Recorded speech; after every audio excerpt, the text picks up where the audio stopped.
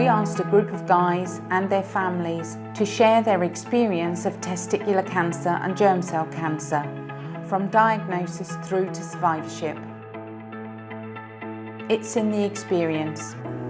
The scans were quite easy. I say easy, but I wasn't too fussed on the scans because it's one of those, when I knew there was something wrong with me, I was happy to have the scans, because as soon as you have the scans, they're going to discover what, to the extent of what's actually the problem is.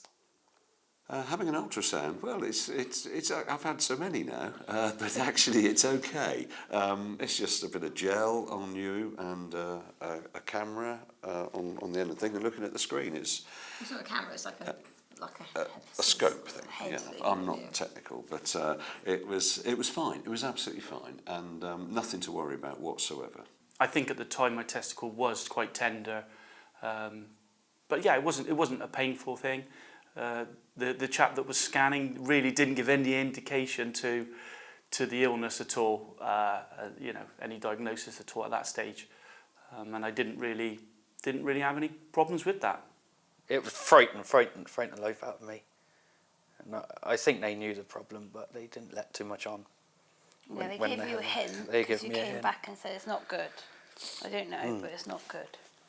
I was okay, because I had managed to convince myself that it's probably just something from cycling, a benign cyst or something. It was only afterwards when they said that it's not benign, it's a tumour, that's when it all got a bit scary. The scans that I remember I've had CT scans, I've had the one with the jelly on the testicles, which I've forgotten the name of, that's cold. No, stop it. And I've had CT scans, that one, X-rays and other bits as well. Can't remember the names of any. Oh, PET scans, yeah. MRIs.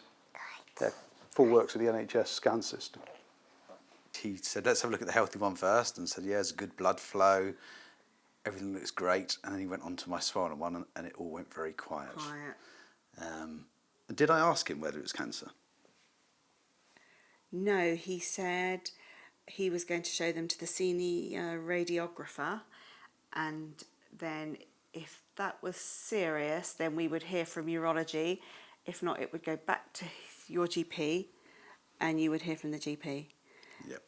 But the next day we got a call from the urologist. I sort of wanted to ask about how bad it was, but I didn't really want to ask. And he said to me, did I know anything about testicular cancer? And I said, not really. And he said to me to go and look up Lance Armstrong, which I did. And from that moment onwards, I just thought, well, Lance Armstrong was a strong man, and if he got through that and he's back cycling, my son can do the same. So from then onwards, I did think, right, this is a journey and we'll get through it.